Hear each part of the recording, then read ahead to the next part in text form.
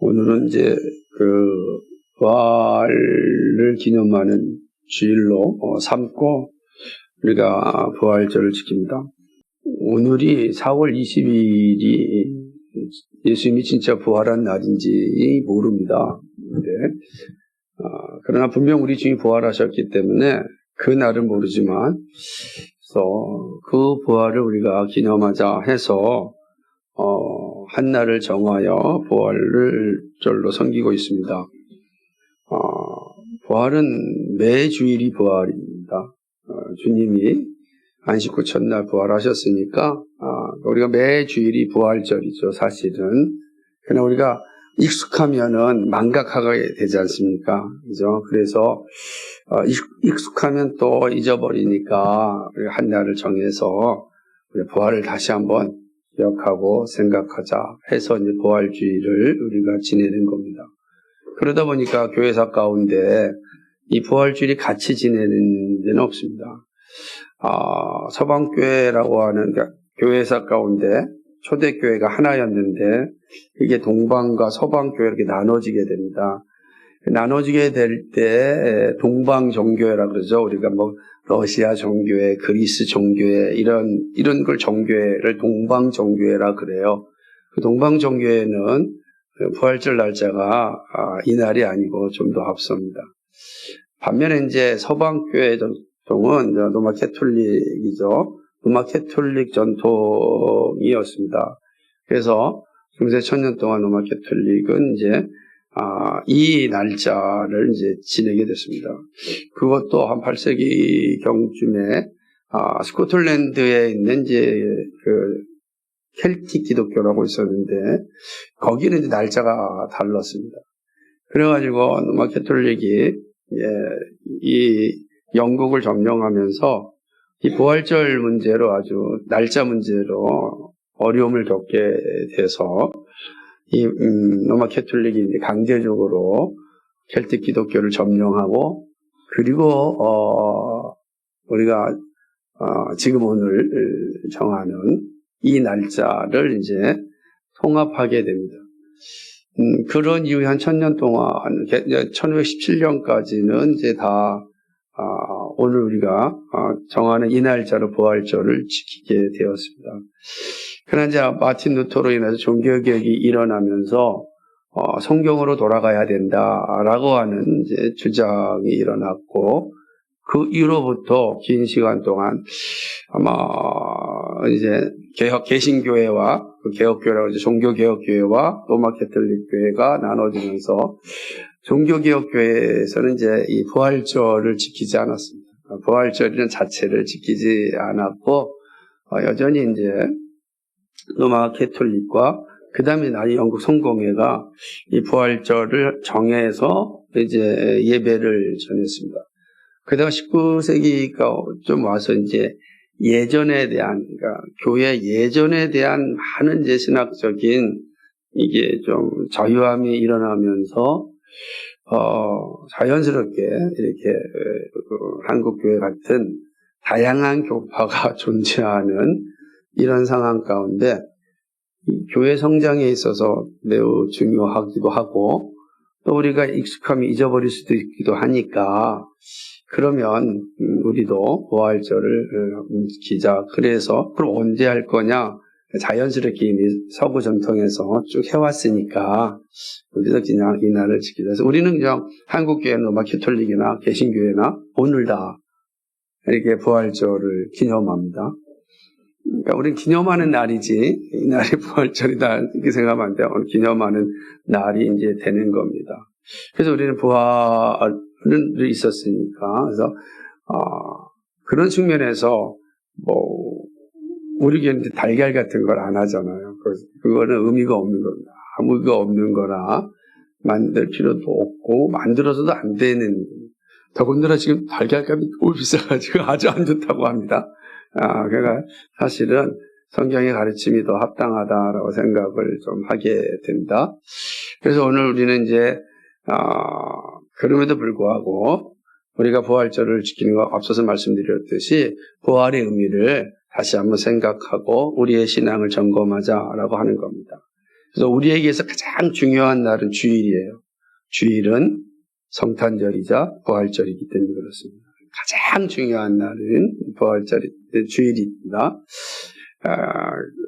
그 주일이 부활절이 어떤 의미인지 생각해 보겠습니다. 부활은 우리의 영원한 상태를 우리에게 잘 보여주는 거예요. 오늘 처음 오시는 분들은 여러분 계셔서 오늘 설교에 익숙하지 않아서 어려울 수 있을 텐데, 제가 오늘 설교는 이렇게 할 겁니다. 처음에는 오늘 본문을 해설을 할 겁니다. 오늘 요한복음 25장 28절 29절이 어떤 내용인지 짧게 해설을 하고, 그리고 그 해설에 대해서 크게 세 가지로 무엇을 말하는지 교훈을 얻을 겁니다. 세 가지 교리를. 그리고 그 각각의 세 가지씩, 네 가지씩 이렇게 이제 그 의미가 무엇인지를 말씀하고, 마지막에 이제 전체의 결론을 이렇게 맺을 겁니다.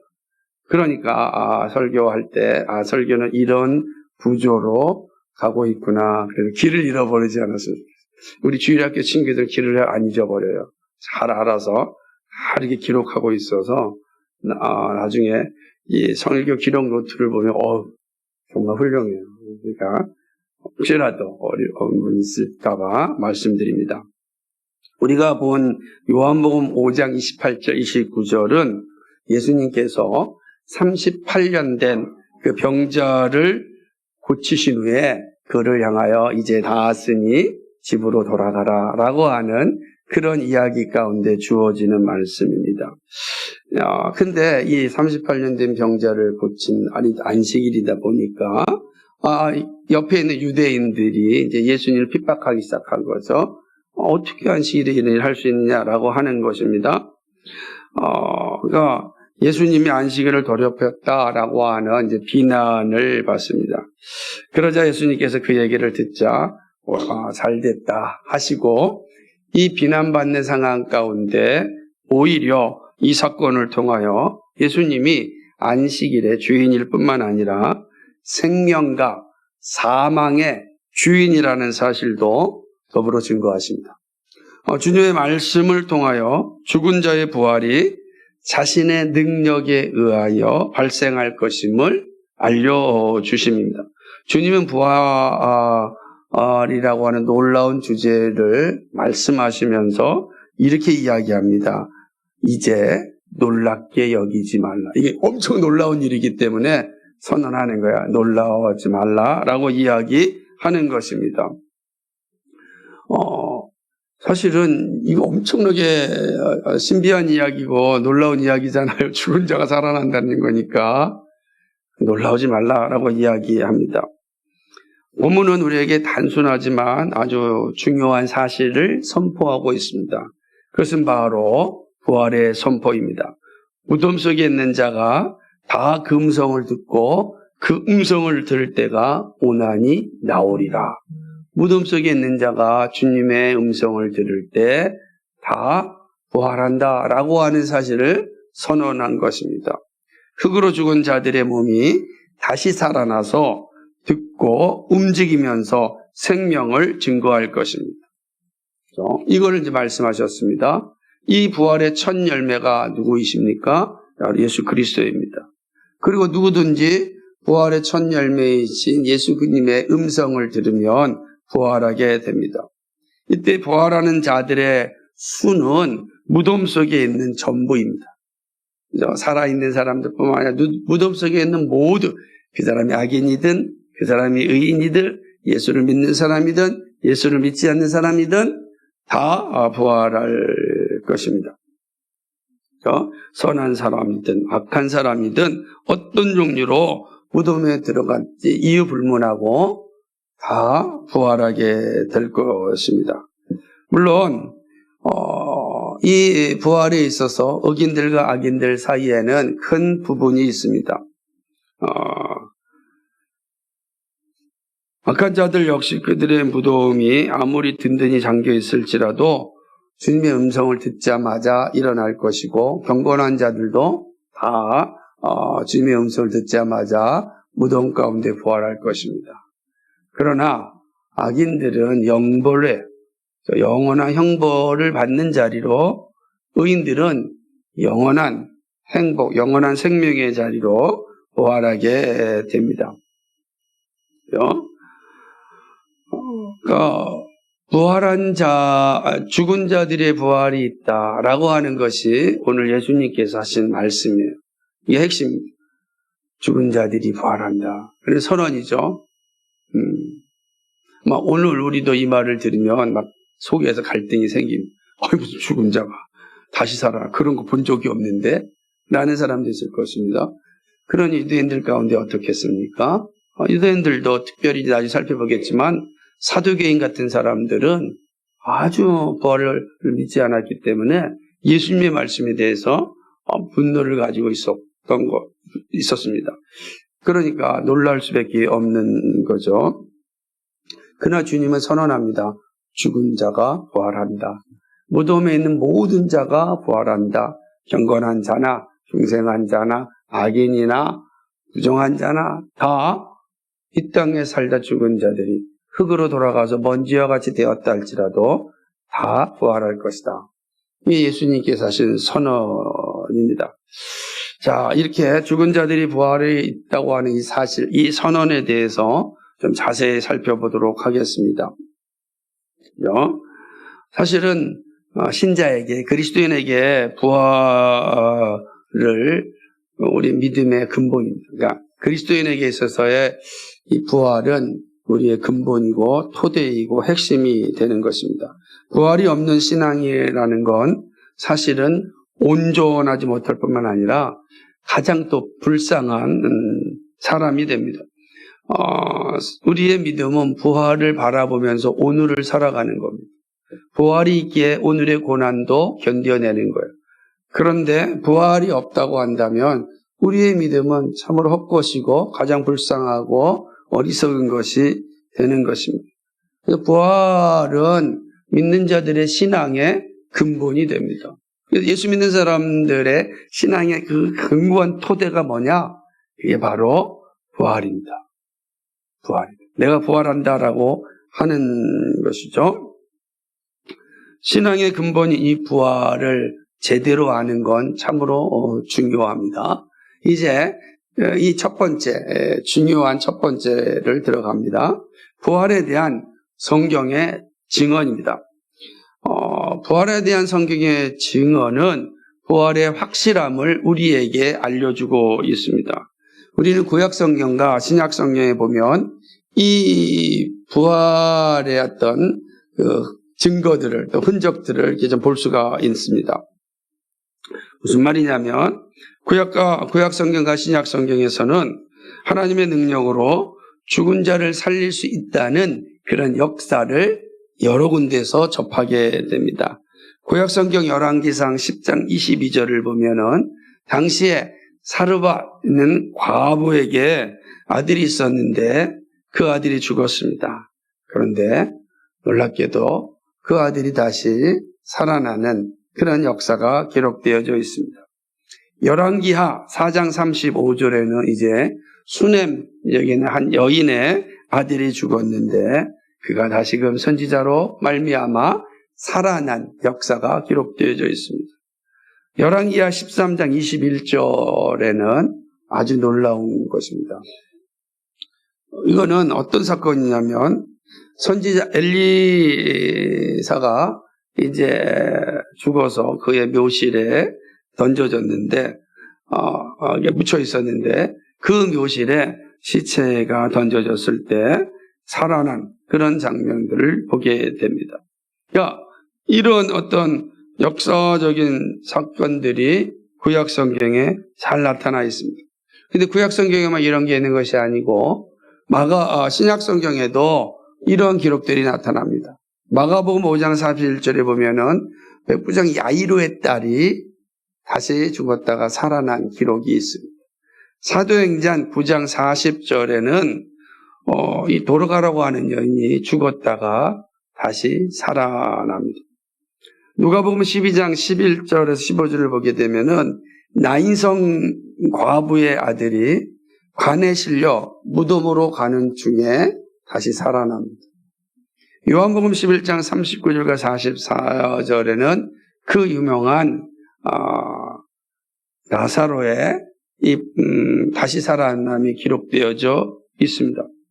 나사로는 이미 죽어서 부패한 상태로 무덤에 있었습니다. 그런데 예수님께서 나사로야, 그래서 이름을 부르고 나오라 했을 때 그가 무덤 문을 열고 나왔습니다. 놀라운 사건들이, 역사적인 기록들이 구약과 신약에 다 기록되어져 있는 것을 보게 됩니다. 그러나 이들의 죽음의 특징은 무엇이었고 다시 살아남의 특징이 무엇이었냐면, 이들은 다 자신들의 죄로 인하여 죽었습니다. 그리고 잠시 살아났지만 또 다시 죽었습니다. 그러니까 죽었다가 살아난다라고 하는 사건만 보여줄 뿐이지 영원히 다시 사는 것을 보여주지 못했습니다. 그렇기 때문에 이들은 죽었다가 살아났지만 그러나 죽음에 굴복당한 사람들입니다.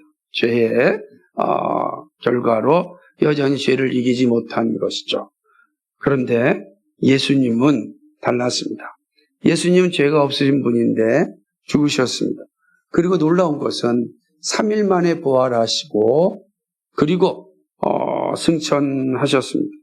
다시금 죽음의 자리에 이르지 않았습니다. 그러므로 예수님은 죽은 자 가운데 살아나신 첫 열매가 됩니다. 그러니까 죽음을 이기시고 살아나사 영원한 삶을 사신 첫 열매가 예수 그리스도입니다. 성경은 이렇게 죽은 자가 살아날 수 있음을 분명히 보여주고 있고, 그리고 예수 그리스도를 통하여 그 사실을 확증하였습니다.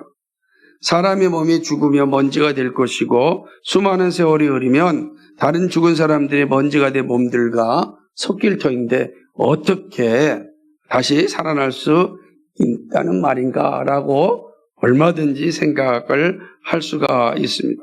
저는 중생하지 않은 사람들, 그리스도인이 되지 않은 사람들, 예수의 영이 그 안에 있지 아니하는 사람들은 이 사실을 이해하지 못합니다. 우리는 다 각자 다 생명을 가지고 있어요. 산 영을 가지고 있습니다.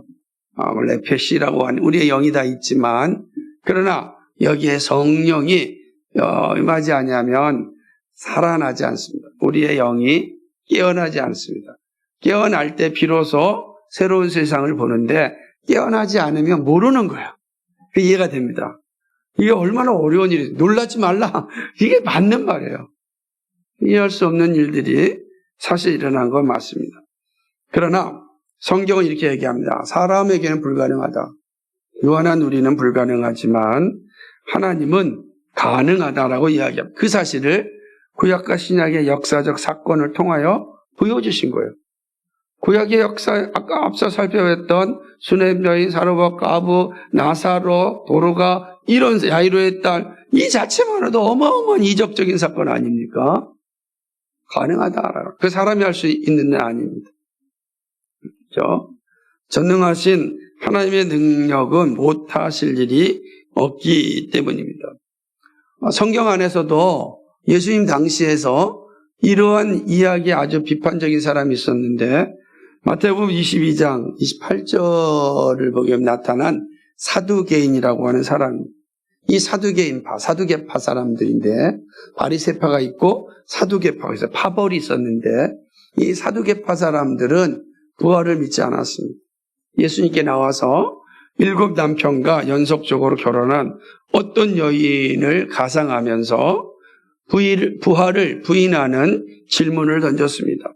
사람이 죽어서 가루가 되고 어려워지고 혹은 새와 짐승과 물고기의 몸의 일부가 되어버렸는데 이게 말이 됩니까? 그러니까 일어난 부활에 대한 충분한 의심을 하고 또 질문을 던질 수 있습니다. 이때 예수님이 마태복음 22장 29절에서 이렇게 답을 합니다. 너희가 성경도 하나님의 능력도 알지 못하고 오해하였도다. 무슨 성경을 알았다면, 제가 그래서 구약과 신약 성경을 말씀드리지 않았습니까? 성경을 알았다. 또 하나는 하나님의 능력을 알았다면 이런 말을 할 수 없다라고 말씀하는 것입니다. 우리가 하나님의 전능하심을 믿는다면 이런 생각들 자체를 부정해야 합니다. 물질은 그 모양과 형체가 바뀔 수 있으며 원래의 성분으로 돌아갈 수 있습니다. 하지만 멸절되거나 무가 될 수 없습니다. 피조물의 어떤 힘도 하나님에 의해 창조된 것을 무로 만들 수 없습니다. 하나님은 모든 것을 완전하게 하시기 때문에 자신이 창조하신 피조물에 대하여 어떤 실수도 하지 않으십니다. 누구든지 하나님의 무한한 지식을 믿는다면 그는 아무리 많은 먼지가 서로 섞여 있더라도 하나님의 가장 작은 수분까지 구별하여 다시 짝을 맞출 수 있다고 믿습니다. 하나님의 전지전 사람을 만드신 창조하신 이 우주를 창조하신 하나님을 믿는다면 죽은 자가 다시 살아나사 부활하는 걸 믿지 못할 이유가 없다라고 하는 겁니다. 우리가 하나님의 전지전능하심을 안 믿는다면 죽은 자가 다시 부활하는 것은 어려운 일이 아닙니다. 무에서 유를 만드신 하나님이 있는 재료에서 다시금 사람을 만드는 게 뭐가 어렵겠습니까? 어렵지 않다. 그것이 예수님의 답변이에요. 성경도 하나님의 능력도 알지 못한다라고 하는 거죠. 그러므로 하나님의 전지전능하심을 받아들인 사람, 다시 말하면 거듭난 사람, 예수님을 믿는 사람, 주 예수님, 제가 예수를 믿습니다 고백하는 사람들은 부활에 대하여 거부할 수가 없습니다. 부활에 거부할 수가 없는 거예요. 이 부활처럼 확실한 게 없기 때문에 그렇습니다.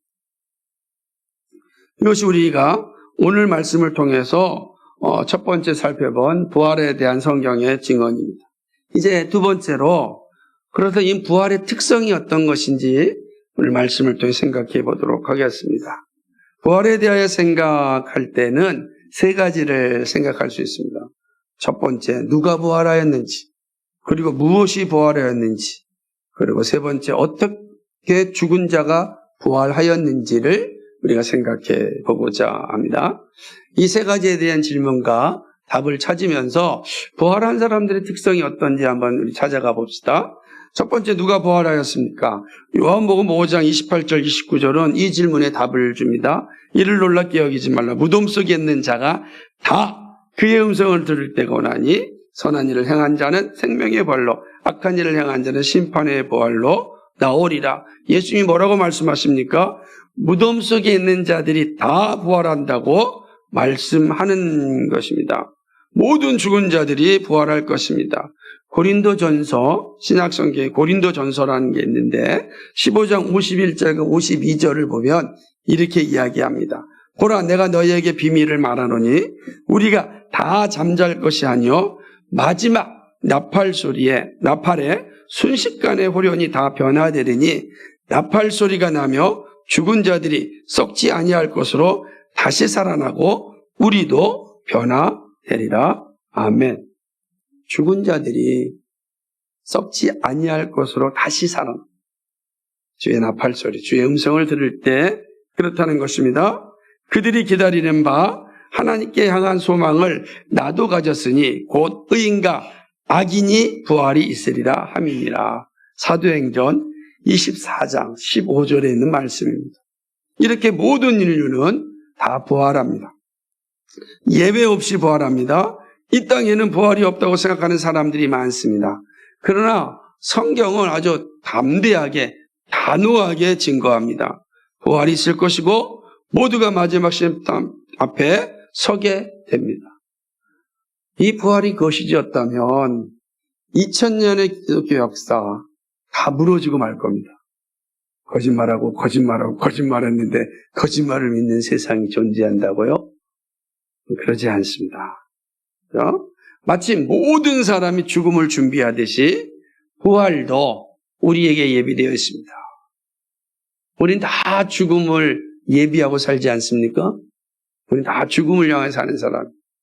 동시에 우린 다 부활을 예비하며 사는 사람입니다. 이게 성경이 우리에게 보여주는 부활의 모습입니다. 그렇다면 두 번째, 무엇이 부활하는 것일까요? 인간의 몸이 부활합니다. 사람이 죽는다는 것은 영혼에서 몸이 분리되어 영혼을 주신 하나님께로 돌아오는 것. 전도서 12장 7절을 말합니다. 하지만 몸은 무덤에 있다가 일어나게 될 것입니다. 그러므로 분명하게 언급하면 부활은 몸에 적용됩니다. 몸은 물질적인 면에서 현재의 몸과 같습니다. 우리의 몸 그대로 같아요. 그런데 이 몸이 거룩함을 입습니다. 그래서 신령한 몸으로 변화가 됩니다. 부활할 때 일어나는 몸은 죽었던 그 몸입니다. 이 신령한 몸에 대해서는 설교 뒷부분에 다시 자세하게 말씀드리겠습니다. 그래서 우리는 무엇이 부활하는가? 우리의 현재의 몸이 부활한다라고 하는 사실입니다. 이 사실을 기억해야 됩니다. 그래서 세 번째는 어떻게 죽은 자가 부활하는가? 이 질문에 우선 기억해야 할 것이 있습니다. 어떻게 죽은 자가 부활할까 할 때 앞서서 말씀드렸던 것처럼 하나님의 전지전능하심을 기억해야 됩니다. 그러나 또 한 가지 생각할 것은 예루살렘 성문 밖에서 십자가형으로 죽으신 예수님께서 마지막 날에 모든 사람 앞에서 분명하게 주와 그리스도로 선포될 것입니다.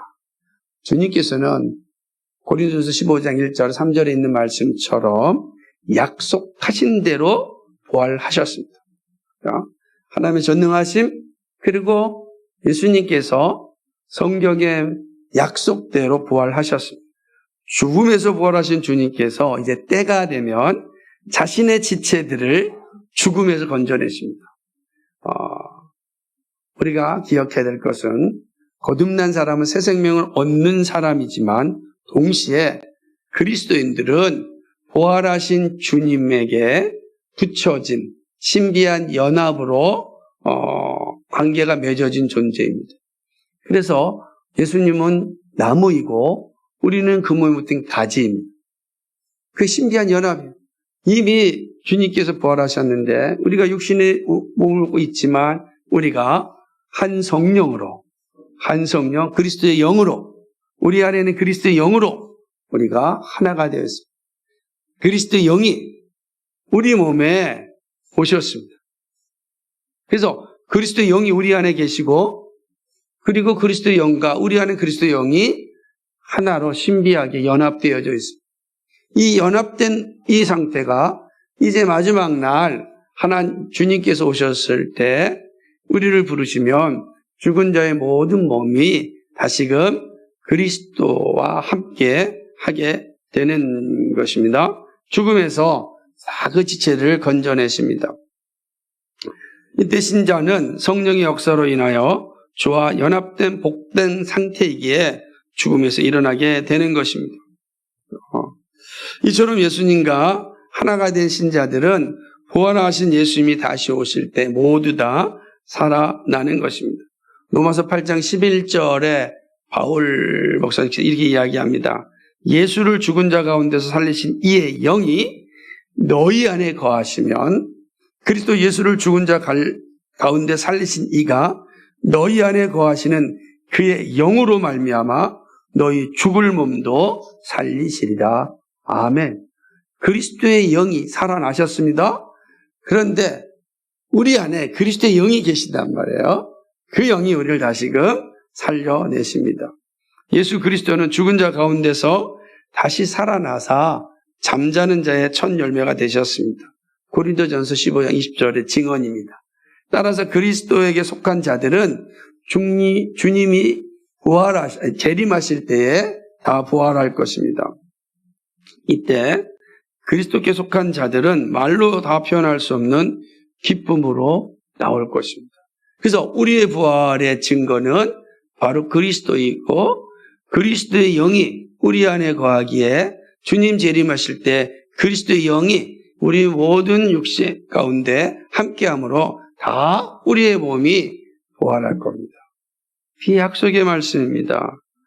부활한 그들은 최고의 감동 가운데 찬양할 것입니다. 죽음을 삼킨 승리를 노래할 것입니다. 모든 성도들의 각 영혼과 몸은 서로 다시 만나게 된 그 즐거움으로 인해 기뻐할 것입니다.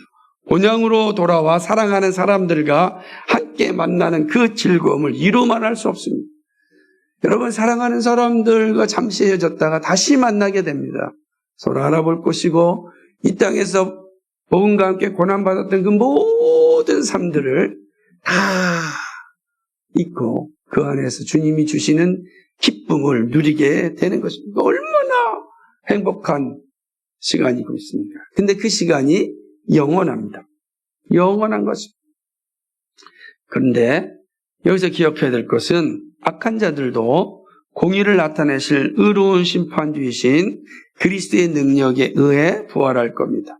마치 감옥처럼 그들의 영혼을 지옥에 가두고 몸을 무덤에 가두었던 하나님의 그 능력은 그들을 일으켜 세워 그들의 영혼과 몸이 하나가 되게 할 것입니다. 동일합니다. 그러나 이들의 부활은 끔찍하고 영원한 저주의 판결을 받고 그 영혼과 몸은 불못에 지옥에 영원히 갇히게 될 것입니다. 그때 아무리 불평을 해도 소용이 없습니다. 둘째, 사망에 이르게 됩니다. 거듭난 사람에게는 둘째 사망이 없습니다. 그러나 악인에게는 첫 번째 사망과 두 번째 사망이 그에게 주어지고 둘째 사망은 더 이상 부활할 수 없습니다. 영원한 형벌 가운데 거하게 된다라고 하는 사실입니다. 이것이 바로 부활의 특성입니다. 이제 세 번째로는 부활한 성도들에게 나타나는 특성을 생각해 보겠습니다. 이 부분 앞서 말씀드렸던 몸의 부활에 대한 내용을 잘 담고 있습니다. 성도들의 몸이 부활할 때 지니게 된 특성들을 성경은 분명하게 증거합니다. 그리스도인의 부활은 사도 바울이 말한 것처럼 썩지 않고 영광스럽고 강하고 영적인 몸으로 변화됩니다. 바울은 고린도전서 15장 42절에서 45절까지 현재의 몸과 부활의 몸에 대해 4가지 대조를 통해 부활의 몸이 어떠한지를 말씀하고 있습니다. 한번 찾아보시겠어요? 고린도전서 15장 42절과 45절의 말씀입니다.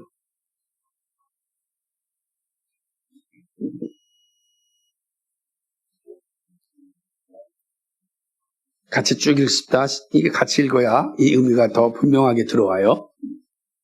같이 읽습니다. 시작. 죽은 자의 부활도 그와 같으니 썩을 것으로 심고 썩지 아니할 것으로 다시 살아나며 욕된 것으로 심고 영광스러운 것으로 다시 살아나며 약한 것으로 심고 강한 것으로 다시 살아나며 육의 몸으로 심고 신령한 몸으로 다시 살아나나니 육의 몸이 있은즉 또 영의 몸도 있느니라. 기록된 바 첫사람 아담은 생명이 되었다 한과 같이 마지막 아담은 살려주는 영이 되었나니. 아멘. 바울이 말한 이 내용은 4가지를 강조하는데, 첫 번째는 지금 우리의 몸은 늙어지고 죽음을 향해 움직이는 몸이라는 사실입니다. 그죠? 두 번째는 우리가 갖게 된 부활의 몸은 영광을 손상시키는 모든 것들로부터 자유롭게 된다는 사실입니다. 그리고 세 번째는 약한 우리의 육체가 변화되어 강한 존재가 된다는 것입니다. 마지막 4번째는 육체의 몸으로 심고 신령한 몸으로 다시 살아난다는 사실을 대조로 이야기하고 있습니다. 이 말씀 좀 더 한번 고린도서 15장 42절 45절을 제가 좀 더 자세히 설명드리겠습니다. 지금 우리의 몸은 늙어지고 죽음을 향하여는 움직이는 몸입니다. 그러나 부활하게 되면 우리의 몸은 정반대 방향으로 움직이게 될 것입니다. 지금 우리의 몸은 시간이 지남에 따라 점점 지쳐가고 제대로 작동하지 않을 것입니다.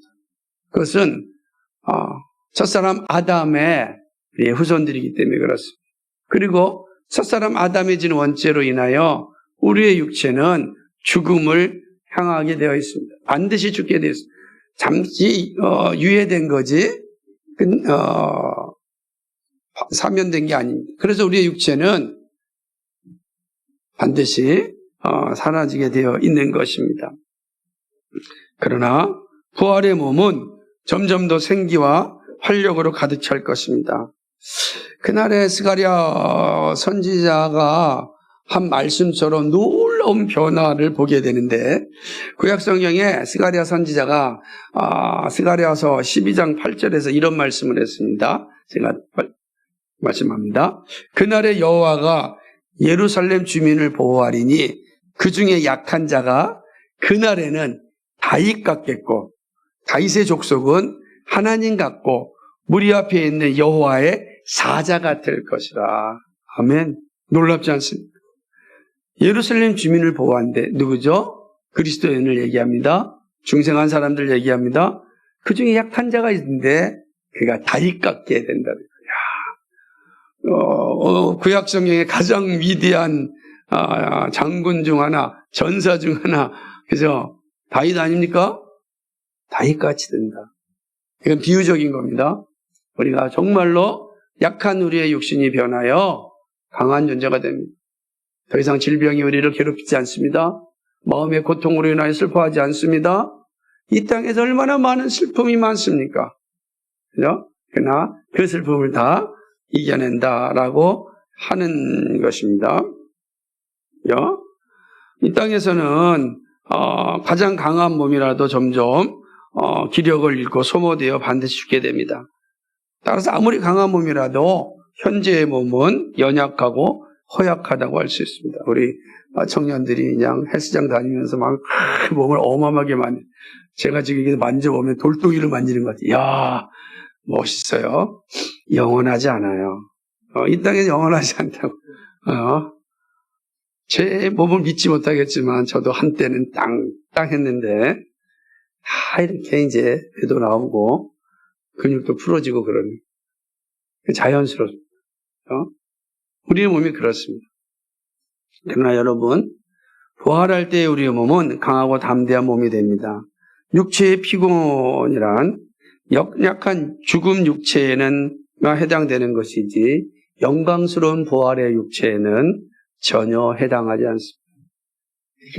이게 놀라는 애죠.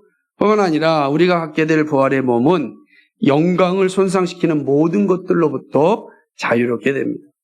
그렇습니다. 우리의 부활의 몸은 온전히 영광스럽게 변화되어 마침내 완전한 그리스도의 형상이 될 것입니다. 우리가 완전한 그리스도의 형상이 주어지게 되는 거죠.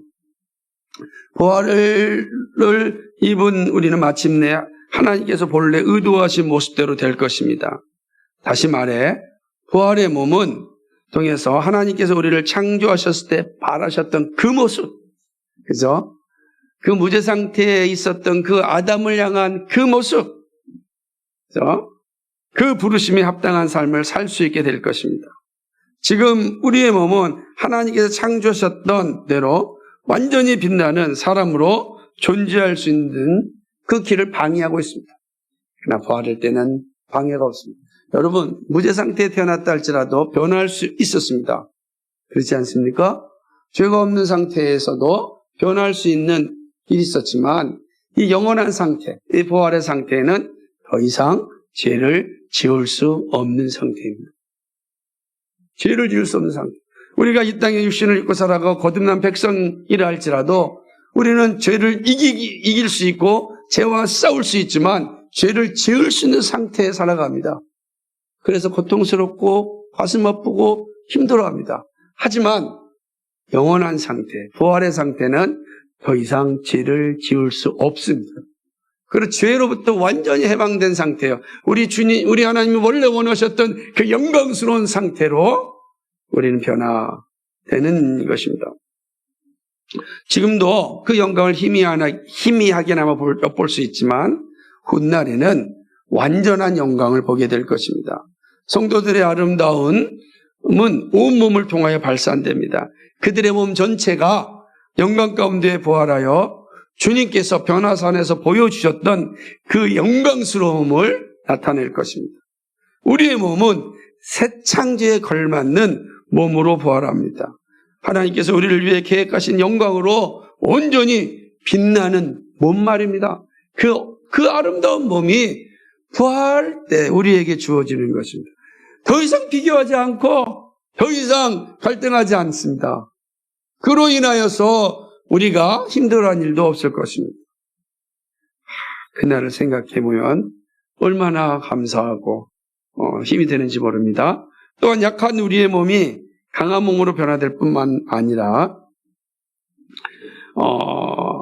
이제는 부활할 때는 우리의 몸이 할 수 있는 모든 것들, 늘 다 할 수 있는 일들로 특정되어집니다.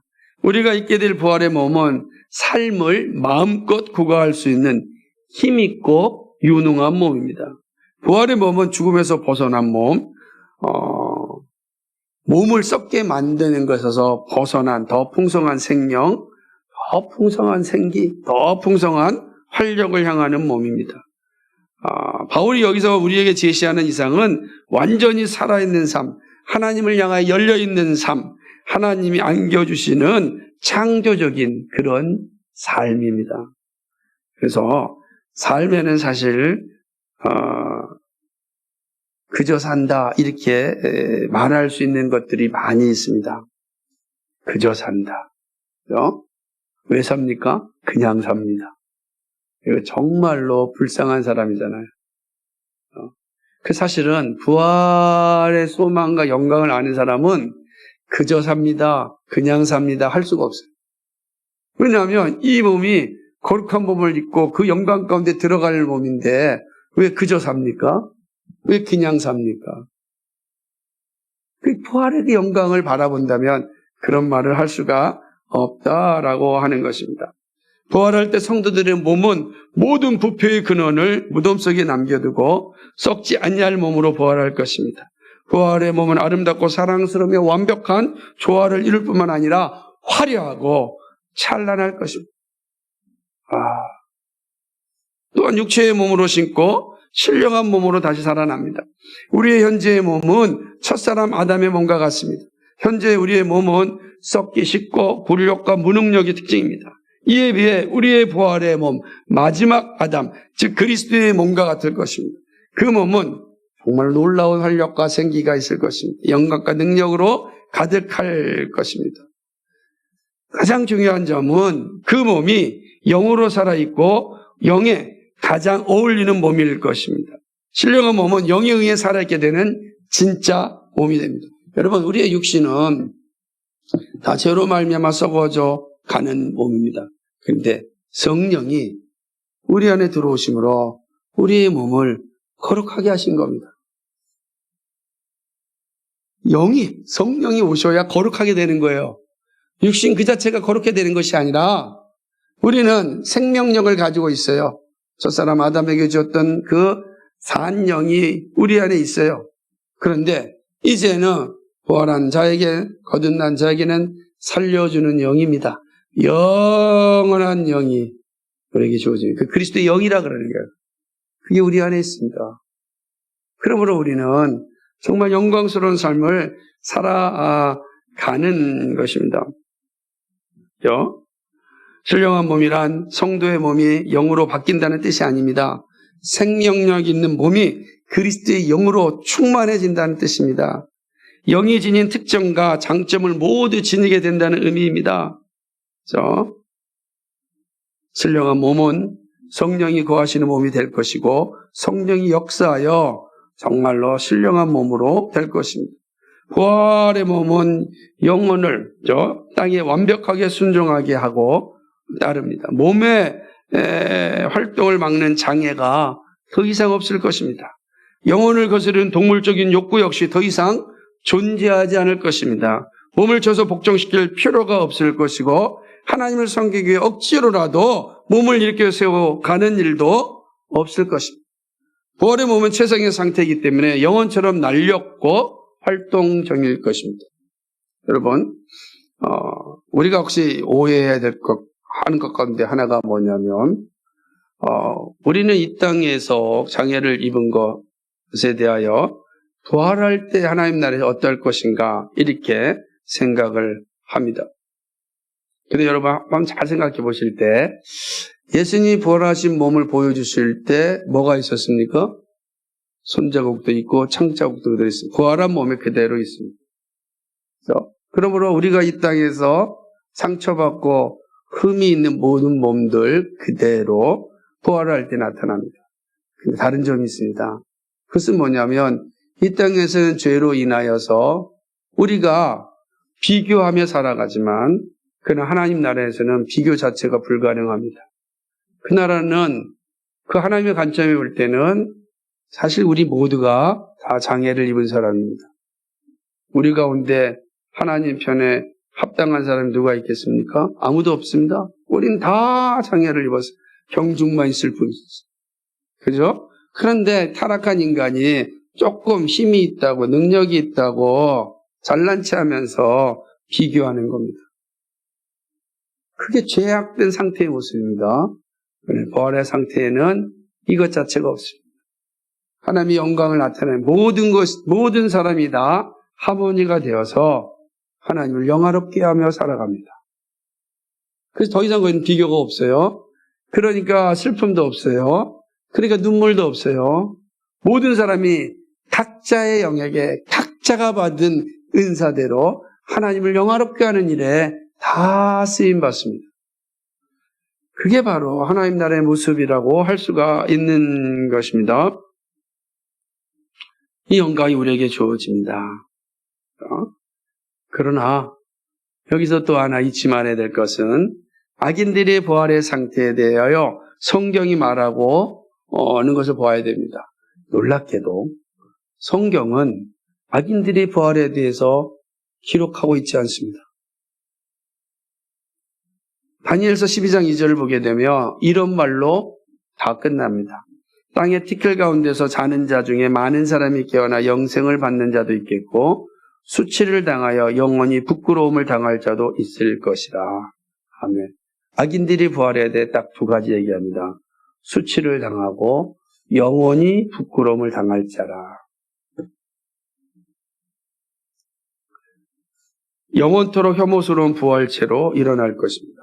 사랑하는 여러분, 여러분은 어떤 자리에 이르기를 원하십니까? 우리는 다 죽음을 맞이합니다. 한 사람도 예외가 없이 죽음을 맞이합니다. 죽음을 피하여 이길 수 있는 사람 아무도 없습니다. 죽음은 죄로 말미암아 우리에게 왔기 때문에 우린 다 죽습니다. 그리고 죽음 이후에는 동일하게 부활이 있습니다. 부활 이후에는 영생과 둘째 사망이 앞에 있습니다.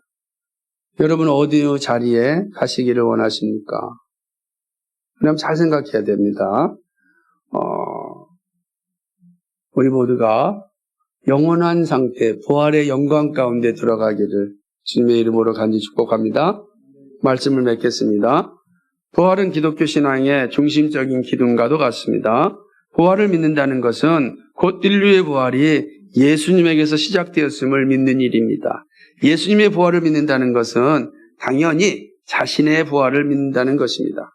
따라서 자신도 부활할 것이라고 믿지 아니하면 실제적으로 예수님을 믿지 않는 겁니다. 그렇죠. 이 사실을 기억하셔야 됩니다. 예수님이 부활하지 않았다고 선언한다면 바울이 선포하는 말과 같이 우리의 믿음은 무의미해지게 됩니다. 아죠. 얼마나 헛된 삶이 되겠습니까? 그렇게 되어지는 것이죠. 예수님의 부활을 믿는다면 우리의 몸도 영원한 이 존재할 몸으로 변화될 것이고 부활될 것이라는 것을 마땅히 믿어야 합니다. 우리가 이 출발점을 받아들인다면 몸이 중요하지 않다거나 몸이 본질적으로 약하다고 주장하는 모든 억측들을 물리칠 수 있습니다. 사랑하는 여러분, 오늘 우리는 몸을 가지고 삽니다.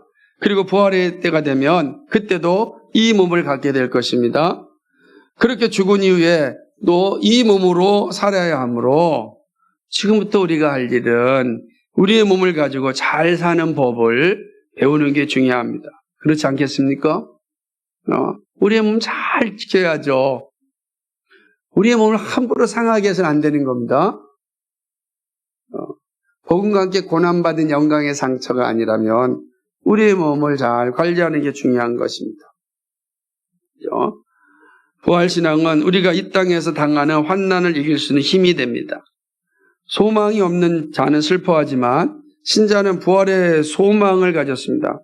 그러므로 우리는 감사할 수 있고 고난을 견딜 수 있습니다. 오늘 주보에 보게 되면 초대교회 이 부활신앙을 갔던 신자들의 그 믿음의 고백이 잘 나타나 있는데 부활의 참된 칼럼 가운데 제가 읽어드리겠습니다.